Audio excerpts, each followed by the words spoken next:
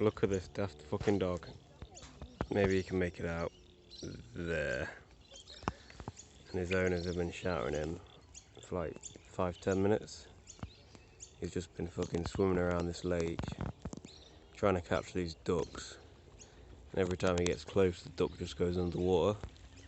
And the dog's just like, the dog Aussie, of course, Australian as fuck, that's his name, Aussie. The dog just gets confused as fuck. And then these two other dogs have just swum over to the island, and one of it was shitting itself. One of the dogs was shitting itself, so the other dog jumped back in from the island to help it swim, which I thought was cute as fuck. Anyway, I'm gonna do something of a, make sure I can see myself, so I'm gonna continue it. This is gonna be a continuation. I can't really see what the fuck I'm doing, because I can't see myself. But I finished Russell's The Conquest of Happiness. I mean, look at the fucking day. How nice is it? Bloody gorgeous, man.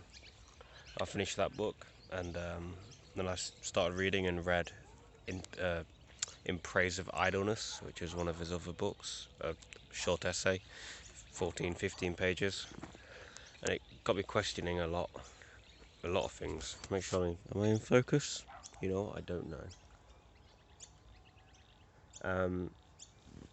For example, he talks about how throughout history we've had to work a lot just to sustain ourselves, get enough food, water, just to sustain our livelihood, our lives, just to survive. We've had to work a lot. But this sort of mindset it's not like it's not compatible, but it's not necessary in modern life. We've outgrown it.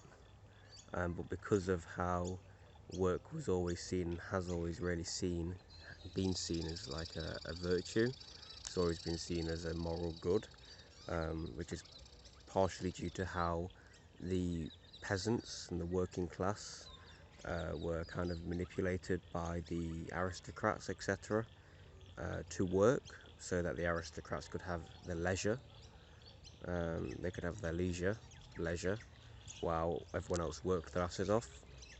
So the surplus was extracted, the surplus of work from the surplus that was created by the peasants was extracted and consumed by the wealthy. And this surplus could have been in time, like time saved. So the peasants were overworked, essentially, and in modern days just unnecessary. But we continue to work too much, more than is necessary, simply because, well, one of the reasons is because we have work as a virtue in itself, as an end in itself, and we wouldn't know what to do with leisure. I mean, I get very bored, not very bored, but I get bored most every day. Now I'm not working, now I have all the time to myself, all the time I have to myself. Yeah, I meditate, I watch interesting stuff on YouTube, I do a bit of gaming, I read, yoga, sometimes working out, music.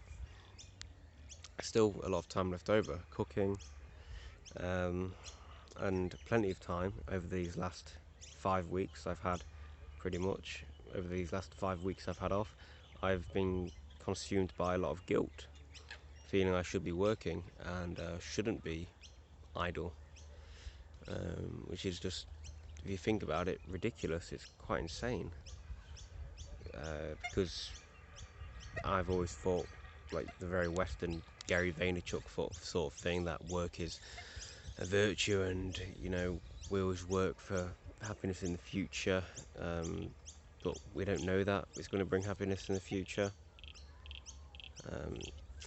So yeah, I won't go into that because that's been talked about a lot, you know, the idea of working now for a future happiness, being prudent essentially. However, we don't know it will bring us happiness in the future, there's no guarantee of it, and also if we don't enjoy the work we're doing in the present, then what makes it so that we're going to do it in the future, and the idea that if you do some work that you don't enjoy, then how sustainable is it, etc., etc. So what I really want to talk about more so is how we don't know how to spend leisure. A lot of time we're knackered, or you know, could be emotionally or physically exhausted from work, and then, you know, like my dad did, he'd come back from work and he'd just kind of like do fuck all the rest of the evening. I'm aware I have this. I'm aware I have this in my mouth, by the way. It's just me being a pretentious asshole hipster. That's what it is.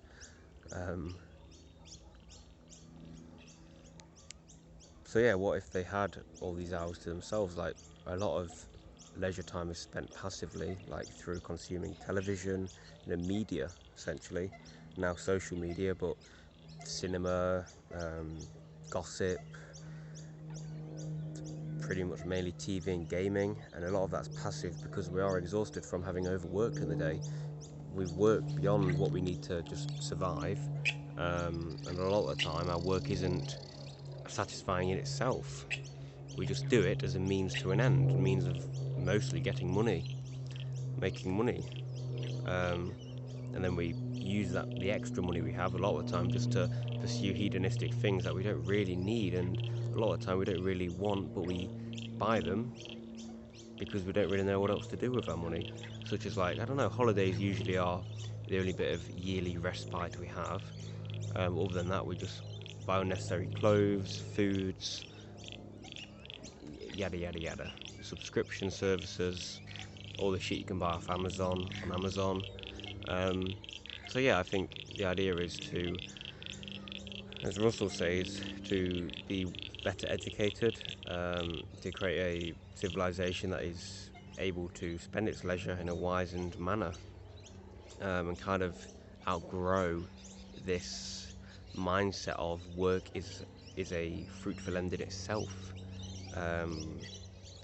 and outgrow, the reverence of work, and then we might be a bit happier, and the wizened man is able to find interest in that which he does in his life, and is able to find interest in the world around him.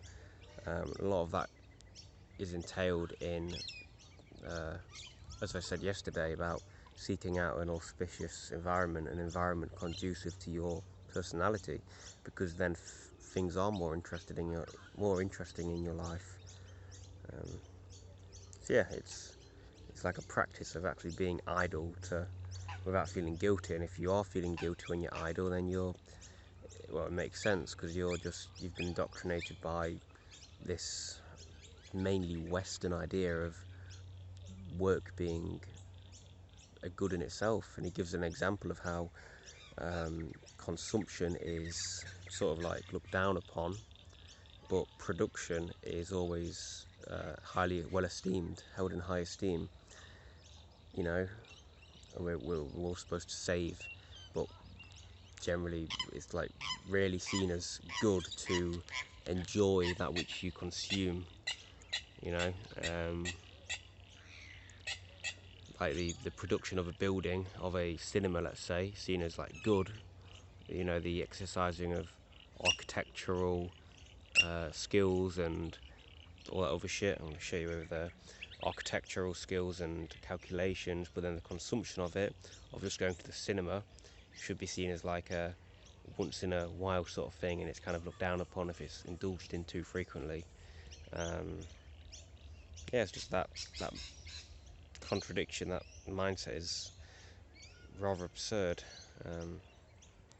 Just some things to think about for you and for me.